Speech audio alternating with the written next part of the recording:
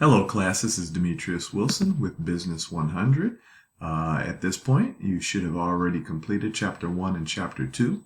We are now on to Chapter 3. In our short PowerPoint presentation, we're going to discuss international business, how technology has changed business, and how international business and business ventures have changed how companies work and operate. International business refers to commerce, which goods and services, remember, because we're talking about tangible goods which you can touch and services which things are completed, or resources across the border of two or more nations, right? So it could be just going from one nation to another, or it could be crossing borders into Mexico and then over into Canada, or it could go from Canada to United States to Mexico, all kinds of different ways that it can go. Globalization is broader than international business, right? So you want to look at your company in a global perspective if that's what you choose. It's a shift towards an integrated world economy, an exchange toward exchange of culture, ideas, beliefs, goods, services, and resources, right? So the difference is that, and we'll talk about McDonald's a little bit later. McDonald's here may not be the same as McDonald's in England because there are different cultural beliefs and cultural norms. Opens up new markets, right? So if you have, some type of business and you open up in Canada, right?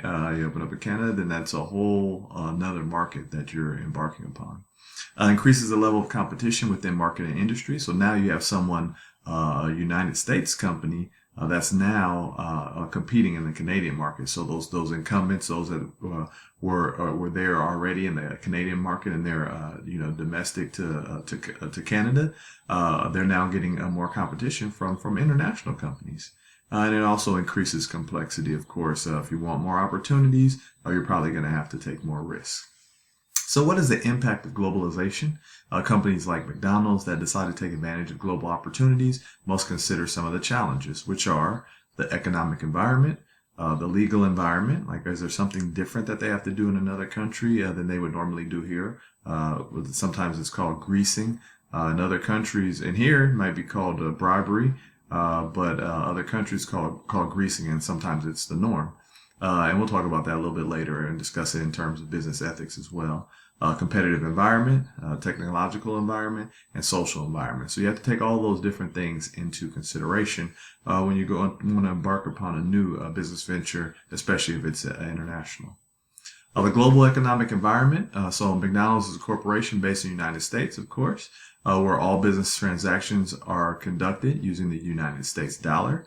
But there are 167 official national currencies in the world, right? So we have the dollar, and then we have 167 other currencies, each with a different value and purchasing power. So what do you do when you're in Germany with McDonald's? Do you say, hey, I need $1, right? No, you use the national form of currency. In Greece, there's a $650 fine for eating ice cream at certain historic, artistic, and culturally important sites. Now, obviously, here in the United States, I've never heard of anything like that, but they put great emphasis upon how culturally important this is. So they're going to charge you $650. Maybe it's just not a good look and great optics to eat ice cream at some historic place or a museum. Should McDonald's sell ice cream near these sites? So that's the question. So it's not to talk to you about the $650 fine. The question is, should McDonald's sell ice cream near these sites, or should they just not have it on the menu? Mick Kebab is a fast food restaurant in Slovenia whose name is Golden M Bear, whose name and Golden M, right, bear a striking resemblance to McDonald's, right? So if I looked at that, I would kind of think that's McDonald's, but it's Mick Kebab. So trademark protections can vary from country to country. So that right there you cannot get away with in the United States, I can guarantee you. But in another country, it's quite possible because they say, hey, we focus on kebabs. That's not your main thing in the United States, even though we have them. So we can get away with this. So it looks like they're doing that. The global competitive environment. So McDonald's competes with other global U.S. fast food companies like Subway, right? So even though it's eat fresh and it's healthy, it's still fast food. and KFC with local ones in 118 different countries. So it's still finger licking good in many, many other countries, not just the United States. People like fried chicken a lot of different places, and in 188 different markets. So just because you have different countries, you could have different markets within that same country. The global technological environment, McDonald's opened in Hong Kong, featuring mobile phone charging platforms, free Wi-Fi, and self-ordering kiosks, because that's how things operate. There's certain places, I think it's the train in Japan, and you get on this bullet train to go back home from work, and it's a little board, and you press the different things that you want from the mini mart on the board, and then when you get off the bullet train, you actually pick those things up from the local mart. Like, let's just say reference it to like the 7-Eleven here. So there's a reason why they have these things here in Hong Kong, because they know that's what people need. They're like, well, I'm not going to go to a restaurant unless I can charge my phone, or I get free Wi-Fi so I can, get on the internet while I eat, or be able to self-order. And I've seen them test out the self-ordering kiosk actually at a McDonald's that's right by a place where I used to work. Global businesses respond to demands created by technology, and there are many, many demands created by technology in terms of how quick you get back to people, in terms of customization of products and services. They must also leverage technology to move products, people, and supplies around the globe in a cost-effective and efficient manner, right? So if you're here in the United States, you have to deal with shipping. Right? How do I get something to Hong Kong? How do I get something to England without it costing me an arm and a leg? The global social environment. So while McDonald's prides itself on offering a consistent, internationally recognizable menu, right? So certain things are the same here, there, and everywhere else. The company also has had to cater to local dining preferences and customs by offering kosher and halal menus, and the Maharaja Mac made with lamb for customers in India. So we say, well, why is it made with lamb? Well, it's made with lamb because, typically, well, not typically, but you're not going to sell hamburgers that are made of beef, which are traditional hamburgers are made of. So you have to know what's going on in the environment. If you go there and say, because, the cow is a sacred animal, you know that you're not going to be able to go there and, sell a bunch of the regular or traditional hamburgers. Benefits of global trade. So you have new target customers, right? So you got a whole new population of people to work with. Companies that I've worked with, they say, hey, it's billions of people in these different areas. Why don't we go there and see what we can do? Access to factories of production, right? So especially if you put a plant there, maybe you're closer to some things that go into producing your good that are more cost effective there than other places. Innovation and ideas. So if you have local talent from some of these places that you're going to, you have new ideas and innovations that are relative to their specific cultural environment. And risk reduction. So you're going to reduce the risk. So you kind of increase risk when you go into, to international trade or go global, but you also reduce risk because now you're definitely increasing the amount of sales that you have. You're definitely increasing the amount of talent that you can have from a different talent pool. So all kind of great things that you can achieve through going through globalization and international marketing. So how do you do that, right? You have to import and you also have to export. And that's every country does it. No country is like just self-sufficient and they don't import or export anything. So exporting is taking goods that were produced within a country's home country and shipping them to another country. Well, we have lots of corn, right? I'm a Nebraska Cornhusker fan, my favorite college football team. And they're known for corn, right? Do other countries, can they produce a lot of corn? No, not necessarily. And so what do? We export corn to them and get money in return. Importing, there's certain things that we can't really produce in the United States, like chocolate. Importing a good brought into a jurisdiction, especially across a national border, from an external source, right? So the cacao plant, which is only found near the equator, and where's the equator? Where the equator goes through Africa and the equator goes through South America. So that's where the cacao plant is found. So if you want to get some chocolate, you have to go near the equator.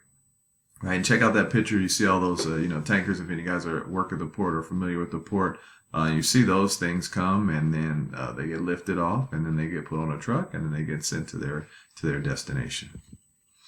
Imports and exports. So what are the advantages? What are the disadvantages? So it doesn't require a company to manufacture its products in the target country, because what if they don't have the same type of quality that you come to expect at your plant in the United States?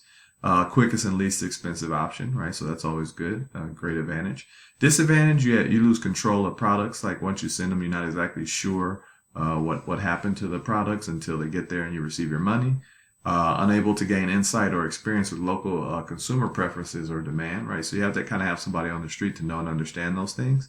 And you also have taxes, regulations, and or restrictions. We start talking about tariffs and quotas and how much you can import and how much you can't. And so you have certain limitations there. Outsourcing and offshoring, two different things, but a lot of times people mix them up. I'm sure I can clarify.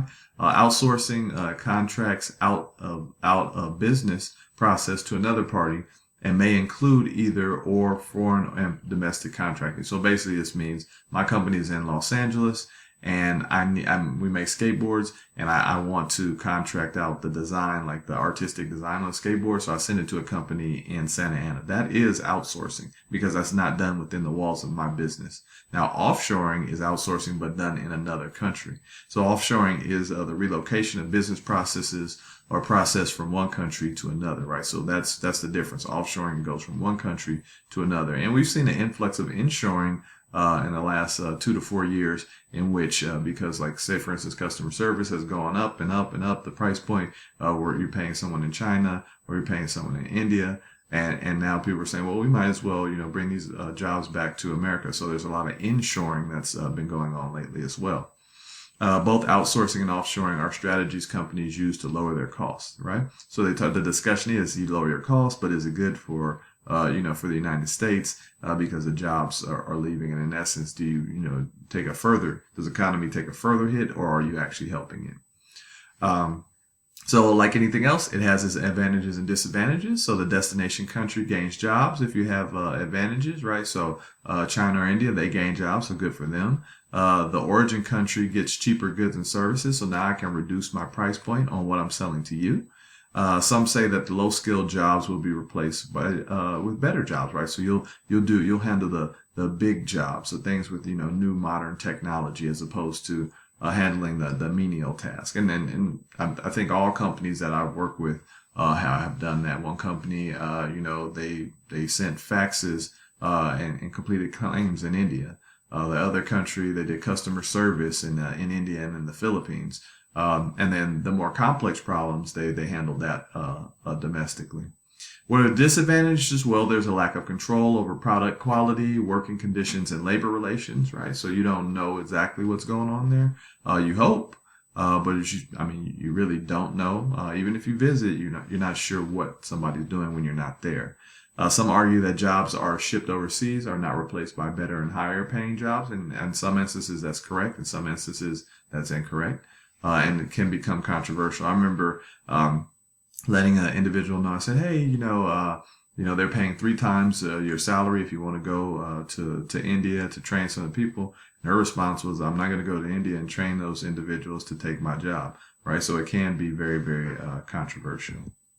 Licensing is an option. So a licensing agreement, the licensor agrees to let someone else, who is the licensee, use a property of the licensor in exchange for a fee, right? So you can sell my Star Wars product, but you have to pay me a fee. The agreements usually cover property that is intangible, such as trademarks, images, patents, and production techniques. You can also franchise, right? What's a big franchise? Well, McDonald's is a franchise. Subway is a franchise. Starbucks is not a franchise, even though people sometimes think it is. In a franchising agreement, a party, a franchisee, acquires access to knowledge, processes, and trademarks of a business, which is a franchisor, in order to sell a product or service under the business's name, right? So if you pay your $1 million and get you a McDonald's, then they're going to give you all the tips and the secrets, and how you make those great tasty fries, and how do you make that Big Mac that tastes so well. In exchange for the franchise, the franchisee usually pays a franchisor both initial and annual fees. So typically because of marketing, because they're having commercials anyway, and they're doing all these things, and you're getting exposure and people coming in because of their commercials, you're going to have to pay initial fee and then an annual fee, sometimes monthly fee as well. An example is Baskin Robbins. That's also a franchise. So licensing or franchising, also just like everything else we've discussed, they have advantages and they have disadvantages. Advantages, they allow companies to have a global presence without heavy investments, right? So you don't have to put a whole bunch of money there, and you can be there. Immediate competitive advantages for licensee and franchisee. Quickly begin efficient and profitable operations, right? So you don't have to wait years and years for things to get off the ground. Inexpensive access to new markets, because now I'm just saying, hey, you want to open up a Kentucky Fried Chicken in Panama? They open it up, and now people are purchasing, a lot of Kentucky Fried Chicken, and I don't have to go out there and send people from the United States to start and run it and open it up. Disadvantages, it's the least profitable way for a company to enter a market. Loss of control, tough to maintain the brand if you're not sure what everybody's doing. You want to make sure everybody's representing the product or the brand appropriately. And the majority of revenue remains in the destination country with the licensee or the franchise, right? You don't get as much, but you get the franchising and the licensing fee, but it's not as much as they're getting. You also have a joint venture, establishes new business that is owned by two or more otherwise independent businesses, right? So they've decided to, go on a joint venture. Most common involves two companies that are equal partners in a new firm, investing money and also resources while they share control of a newly formed firm. And it can get sticky and kind of tricky when you have different people who think they're in charge. Foreign partner provides expertise in the new market, business connections and networks, and access to other country aspects of business such as real estate and regulatory compliance.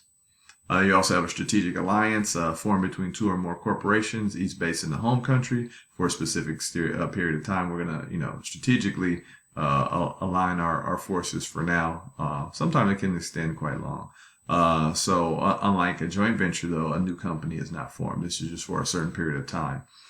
Strategic alliances are pursued when businesses find that they have gained all they can from exporting and want to expand into new geographic markets and related businesses. Well, that other company can help you do so. Just like every other one, we'll look at the advantages and disadvantages of joint ventures and or strategic alliances. So advantages, knowledge and expertise of the market offered by a local partner, reduces the company's exposure to losses. Disadvantages, conflict over control if the partner firms do not agree on a business decision, and that will be always. So there'll be a lot of meetings and hashing things out. And risk that the partner firm will take technology or innovation and use it to become a competitor, right? So we're going to end our strategic alliance and we're just going to go ahead and open up shop to compete against you.